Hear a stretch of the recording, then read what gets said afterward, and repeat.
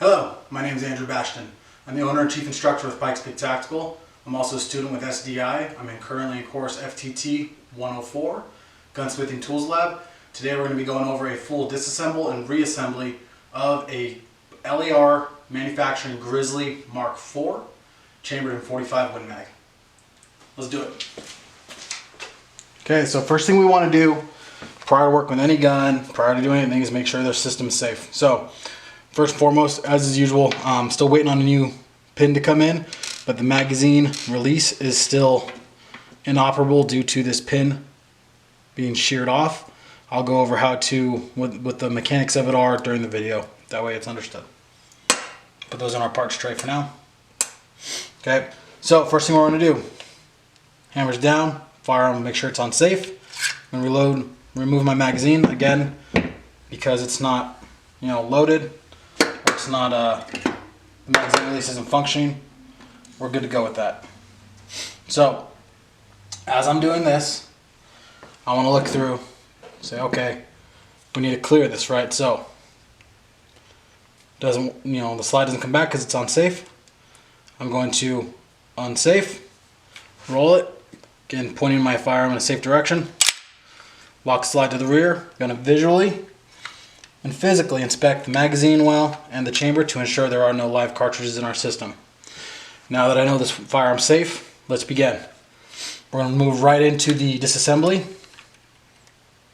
which will begin with a field strip. Move that notch through the takedown notch, line it up. Always grip down here, right, because you have your recoil spring and your guide rod coming out. You don't want those to shoot. So I know you can take out the guts through the top. I prefer to do it this way because it's common practice throughout the rest of my firearms to remove it the same way. Take our cap, rotate our barrel bushing. Oh, come on now. There we go. And the barrel will follow. So, because we already have this down and these components, what I'm going to do is I'm actually going to start off with disassembling the slide. So to do this, I'm going to get a punch. I'm going to put enough pressure down on the firing pin and then just slowly rock that forward. So as you notice, that plate kind of shifted down, the firing pin is depressed behind it. Now, using my punch and my finger, I'm going to cover this because I don't want my firing pin to shoot out with the spring. I'm just going to wedge it off, slide it down. So there's my plate, which I'll put up on this side. Take my firing pin spring, up here. Now for my extractor. So to get my extractor out, I'm going to use that same punch. There we go. I'll pull it out. I'll get rid of that punch for now. So, originally I had planned to remove the sights. That being said, my front sight is actually staked on the interior of the slide and I don't have the tools required to remove that. As well as the sight pusher for the rear sight. I realize my sight pusher does not actually fit for the 1911, so I'm going to either have to fashion that tool to get one in my shop or purchase another one. So as of now, this is the most we can break this down to our capabilities at the moment. Moving into the frame or the grip. Okay. First, I want to depress that to release some tension on the springs. Next, I want to get a screwdriver that will fit those, the grip screws. So when we're looking at screws, we want to make sure that they're not too big, not too small, and that they're straight, right? So this is a gunsmithing screwdriver. So it's meant to be able to go in there and get the most leverage out of that screw without stripping it, destroying it, or the finish.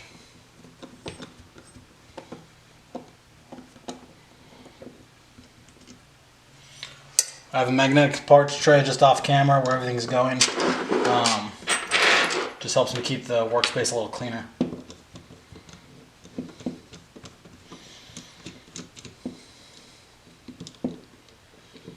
So this firearm is an essentially oversized 1911. The main difference between it and normal 1911s are the oversized extractor, the oversized frame, obviously, and the takedown lever as well is oversized.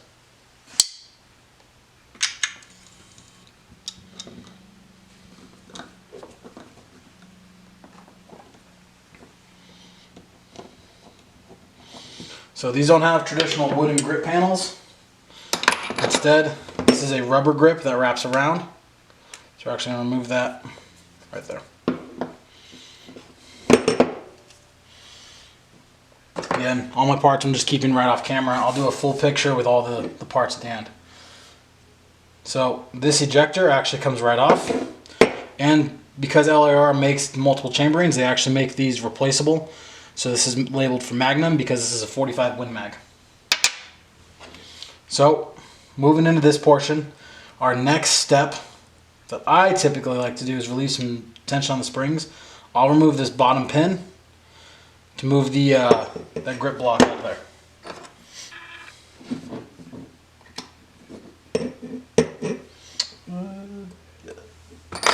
Use the appropriate size. So I have an AR-15 block. I do not have a pistol block, so this is how we'll do it.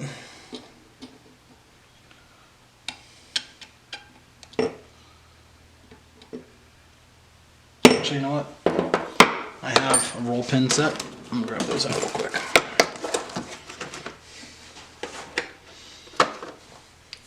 So when you're picking a roll pin to go, you want it to be approximately the same diameter, if not a little smaller, than the pin you're looking to drive.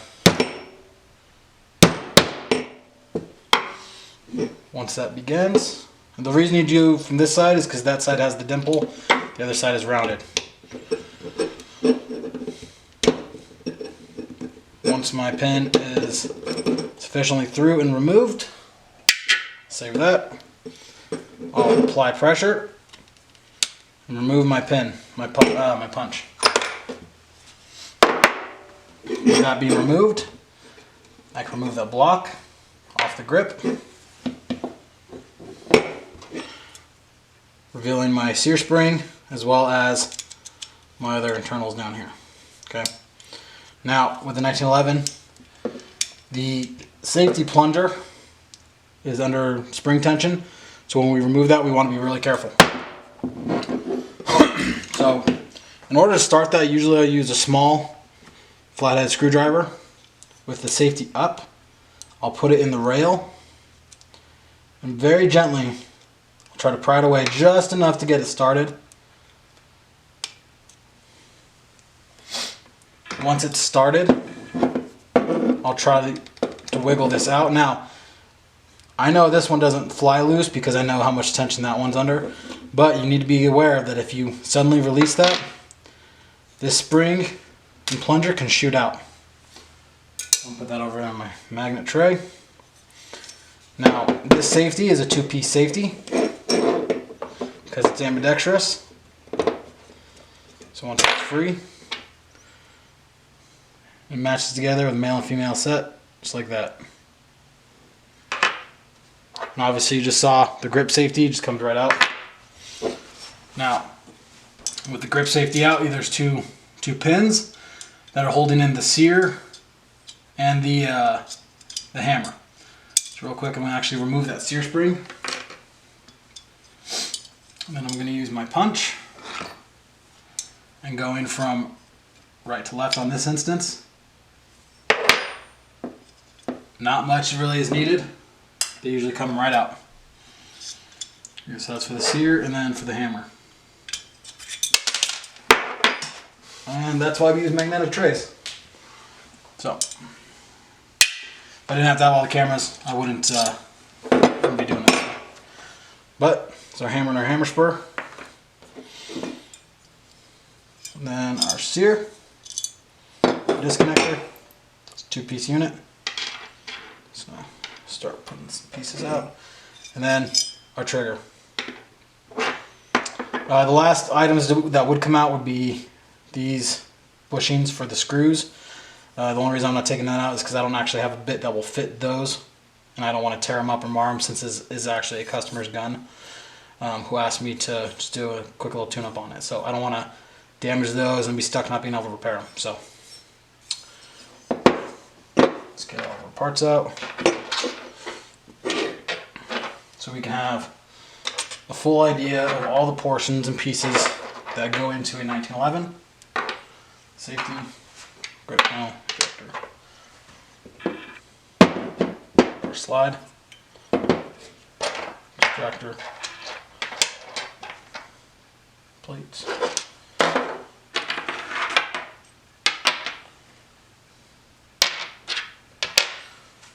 and grip panels, and magazine release. Now, this is a full disassembly. Obviously, our smaller parts are in our magnetic tracers, our screws, and our pins, so we don't lose them. But these are the components in a 1911 style pistol, specifically this L.A.R. Grizzly Mark IV. Now we're going to be going through the reassembly process. So to clean some of these pieces up again, I'm just going to move these off the table for now, or off the line from the camera, so you can see these.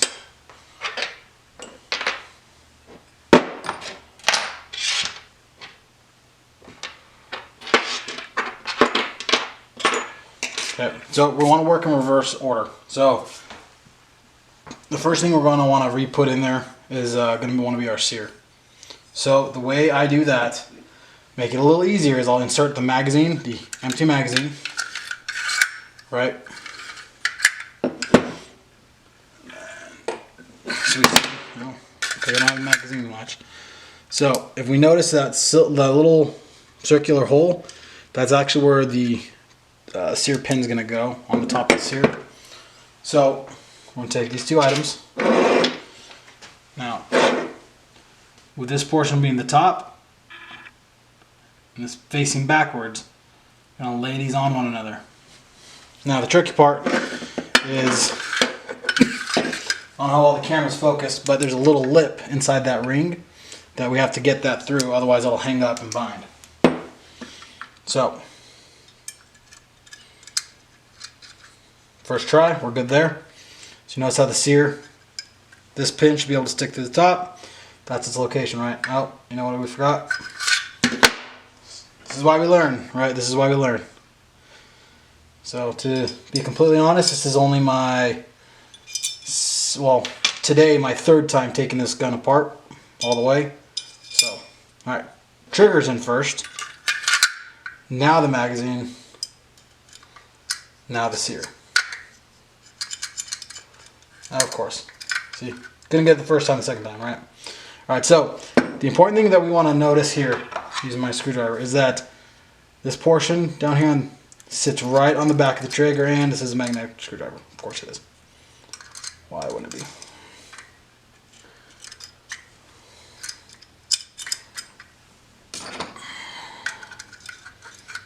Always love when I find out that my tools are magnetic when I didn't know. Alright, so remove that magazine. Now that that's there. So with that in place, what I want to do, I'm going to use a small pin, small punch. I'm going to line up the holes. That way this goes on. And this can be a little bit of a tedious process, so bear with it. Once that's in, I'm going to take this small punch that belongs there. Now, this little pin, right, has a flat head. Notice how my nail's catching on it. Then it's got a little notch on this side. That notch is actually what's going to hold in the right side of the safety. I should have done this from the other side. So now that the hole's lined up, use this all the way through. So it'll be flush on this side, and you see again where that notch is on the right side of the frame. So now that that is in, we're going to work on our spring. So the spring, you're going to notice that there's one noticeably angled forward and one of these that's curved to the rear. The one that curves to the rear should be on the back, as well as this little lip down here will actually slide into a slot on the frame.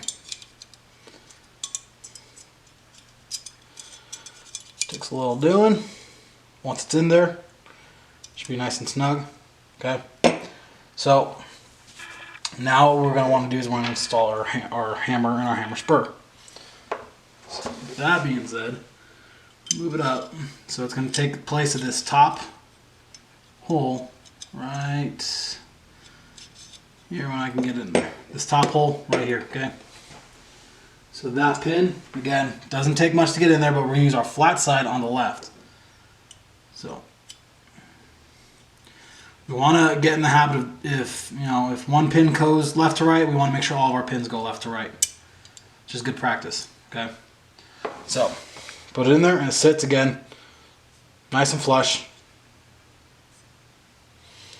Our hammer spur is kind of just hanging here, right? So this portion I like to do next, just because it makes it a little bit easier to get on your grip safety and the safeties here in a minute.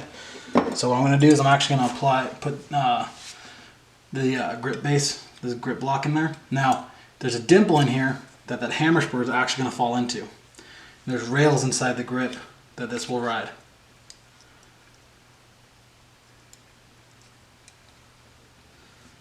You want it to fall right in there, nice and loose like. There we go. Alright, so obviously it doesn't sit flush. We're going to work on that, but we won't want to make that flush until we install our grip safety. So our grip safety, this hole is where that's going to go. Now remember, this one's not a pin, this one's actually just the safety. Okay, so if we're going to install the safety, I'm going to suggest we put in the safety spring and plungers. So that way they are in place prior to this going on. We're going to let it hang, just place that in there, nice and snug.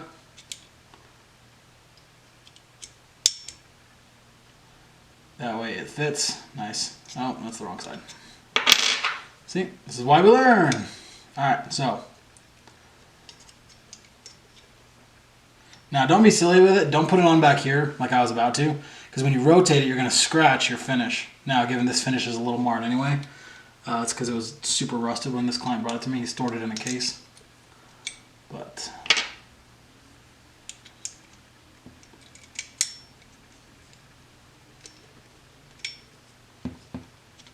there we go. Alright, so that's in. So what I want to do now is I want to actually install my safety before I finish this, just so that it holds in everything tight. So what I'll do with this side is I can actually start a little bit higher and rotate it down, because that lip that catches it on that pin, there's a little shelf right there that it sits on. So once these are about aligned, when I want to push, now using our flathead screwdriver again on the back side of this, see I'm not getting any visible scratches, and then you just want to put a little bit of pressure against that, against the safety spring and the plunger. I don't think these are lined up properly. There we go.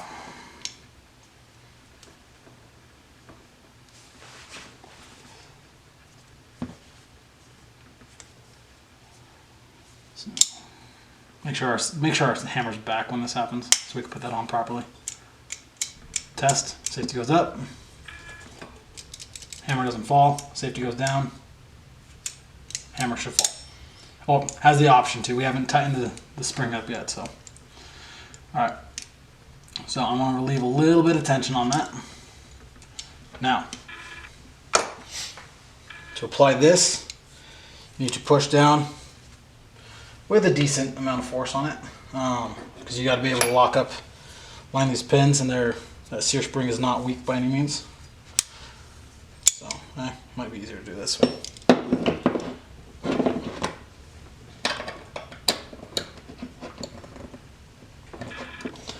So this is always a pain for me.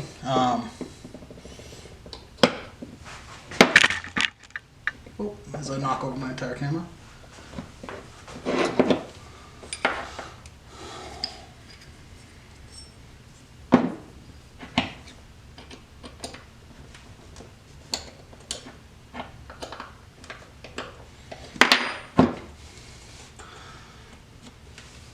Let's use a little bit smaller punch.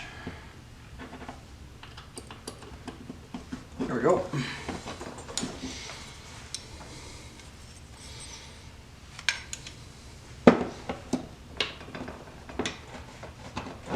Okay, so now that we have that punch in, remember, everything goes left to right, so our dimple should be on the left. That being said, spring is under an immense amount of pressure. Just try not to make that any more difficult than we have to.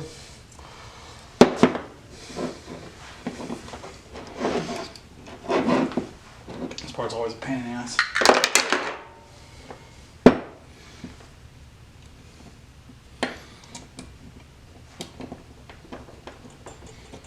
So once it's started, using the nylon side of my mallet,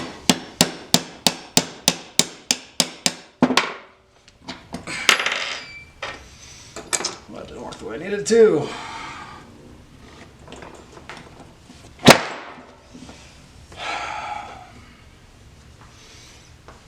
Get frustrated. I certainly am getting frustrated, but that's okay, because that happens.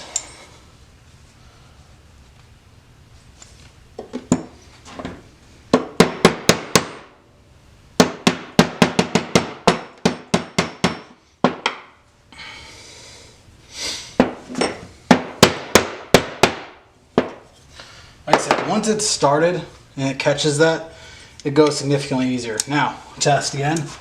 Safety works up and down. Safety's on. Hammer doesn't drop. Safety drops. Hammer drops. Safety on. I'm leaving the slide to the rear on this, just for when we install the slide. Or the hammer to the rear, sorry. Reinstall my ejector. So the grip for now. And then we have grip panels.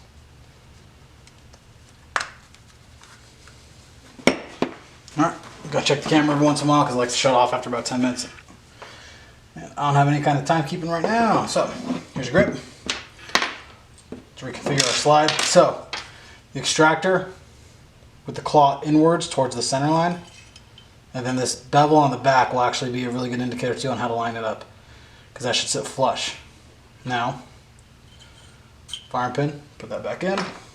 Again, what I like to do too is I'll get this pre-lined up, ready to go, before placing anything together. That way it's already there.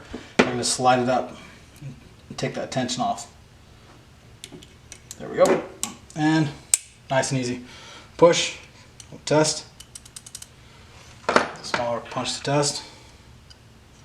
Firing pin fully protrudes. We're good. So, slide's good. Now we're going to go ahead and reattach the grip screws that I was about to forget. But that's why I keep everything together in the parts tray. If I look in there, I can notice that, there's parts not attached, and I can get them attached relatively quick.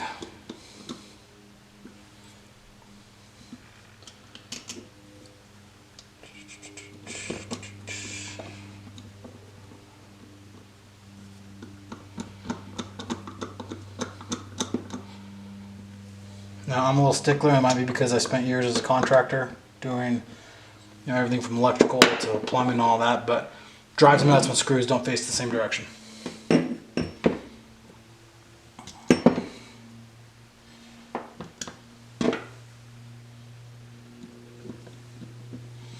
So I can already tell by looking at the screws that the owner of this probably tried taking this apart once before, because a couple of screws look like they're a little bit worn out and the slots aren't in the best condition.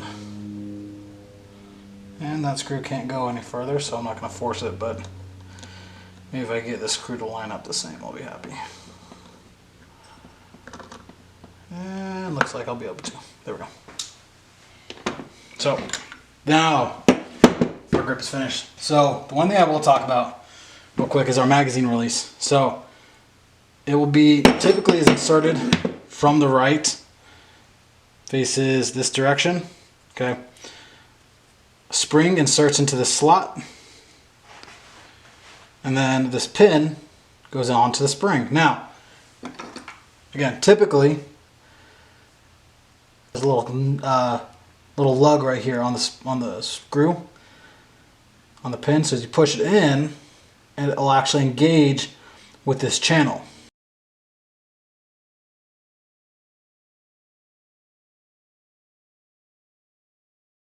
I'm waiting for a replacement pin before I can complete it. I believe my shipping time says it should be here on Tuesday. So, not in time for this video, but I wanted to go over how that works mechanically and how it's installed. So, with our grip complete, our receiver getting there, what I'm going to do is I'm going to install my barrel first. Make sure it lugs down. Make sure it goes to the very end. Now, this barrel isn't oversized. This is how they come from L.A.R. They come with a 6-inch barrel and a 5-inch slide. Don't ask me why. Their later series, towards the end of their production line, started doing flush cut, just like traditional 1911s. For whatever reason, they didn't do that with the first starting ones. Who knows?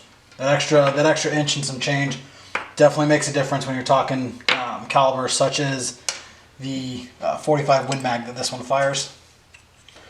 And they also have L.A.R. Grizzlies chambered in 50 AE as well, so I'm sure that kind of had something to do with it all. Okay, so what I want to do is I want to rotate my barrel bushing once it's on, just enough. I set my recoil spring or my guide rod. I'm going to put my recoil spring on first before I do my cap, and there's a reason I do that. So it's easier, in my opinion, put my safety down, to get this in place.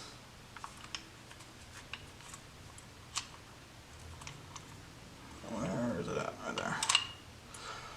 For the takedown pin, without it being under spring tension. So,